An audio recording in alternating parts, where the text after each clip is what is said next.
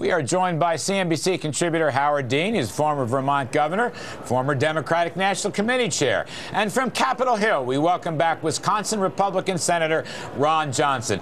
Mr. Johnson, it's a pleasure. Thank you for helping us tonight. I want to ask you right off the top. The economy is sluggish, as you well know. 1.5% growth in 2012. The CBO says it's going to be the same in 2013. Do you expect any pro-growth measures from President Obama in tonight's State of the Union? Well, hello, Larry. I sure wish he would talk about growing the economy, unleashing this American juggernaut that is just right there, ready to burst. But I'm afraid he won't. I'm afraid he's going to try and punish success. He's going to be talking about increasing taxes. And that's just not going to take care of this. Pro-growth tax reform, using America's energy resources, streamlining regulations, those are the types of proposals he needs to make to get our economy moving again. That's what creates a lot of revenue to the federal government. That's what would actually reduce our deficits. But that's not the path that this president's pursued in 4 years. I don't think he's going to change course, unfortunately. Howard Dean, might Obama surprise us tonight? And I want to raise one thing in particular. Corporate tax reform. I've seen it surface. I mean, former Obama official Larry Summers wrote about this in a Washington Post op-ed piece. Might President Obama surprise us and be more pro-growth? He is pro-growth. What the president understands is that you have to have a strong middle class. The middle class has been under attack for quite some time in this country, partly because of all these ridiculous giveaways to corporations that we have under the name of growth. And I think what you're going to see is this president's going to want to put middle class people to work and help small businesses. That's pro-growth. All right, but we'd like to help small business. We want to help the middle class. But we've had the Obama formula. We've had the spending. We've had the temporary tax rebates. And we haven't had the growth. In other words, where's the goods on this? Where's the beef on this? When you consider what we went through in 2008, which is damn near a Great Depression, I think we've done fairly well coming back from that. It is true that growth isn't as much as we would like, and I think the president understands that.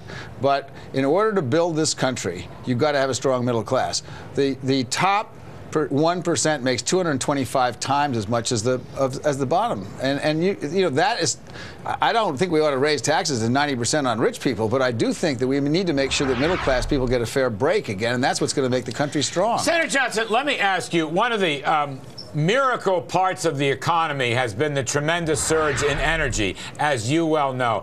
I want to ask you about a rumor that is floating around Washington today that the president might come out and back the Keystone pipeline, which would certainly help the energy growth miracle, but he wants a trade-off for a carbon tax. Carbon tax for Keystone pipeline.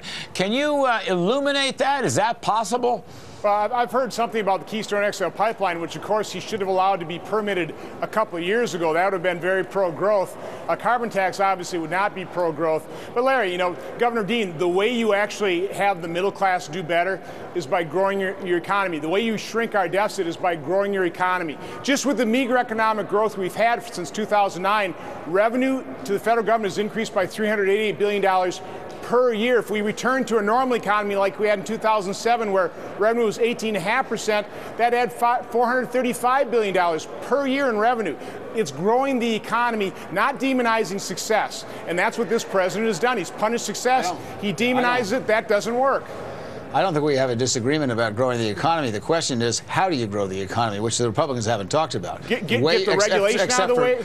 Yeah, this is all hocus pocus. What you really have to do is do something the Republicans are incapable of doing, which is focusing on ordinary middle-class people. That's what the president's going to do tonight. Ron Johnson, what's your response? This is becoming a very significant Democratic attack on the GOP, focusing on middle-class people. It came up during the election that Romney didn't focus enough. Senator Johnson, how do you react to that? Well, first of all, middle incomes have declined by $4,500 during his first term. He didn't do a very good job. The way you grow a burgeoning middle class is by having your economy grow, to have successful businesses, to make sure that business owners have the incentive to invest, not to demonize them, to celebrate that success. Make sure that we don't have a regulatory environment that just crushes them. Larry, our regulatory compliance costs are $1.75 trillion per year. That's a number that's larger than all but 8 economies economies of the world. That's what we burden our job creators with. That's what we're burdening our middle class Howard with. Dean, I'll give you the last word, but it just seems to me you got to grow the pie larger for everybody. You can't say you have a smaller slice and you have a bigger slice. I don't get that. Nobody disagrees with the idea of growing the pie. The fundamental disagreement that I have with Senator Johnson and that the Democrats have with the Republicans is how do you grow it? We do not believe that you grow the pie by giving corporations big tax breaks. We believe that you grow. We believe we grow the pie. Why don't we cut corporate tax rates? Why don't we reform the corporate tax code? That's pro-growth. No, what's pro-growth is making sure that middle-class people can get a job when they get out of college, that make sure they get a decent education and have a decent infrastructure in this country, and we are losing all those things, and we can't afford to do it. We agree on the objectives, but not yet the ways and means. Not yet the ways. Senator Ron Johnson, as always, thank you, sir, and Governor Howard Dean.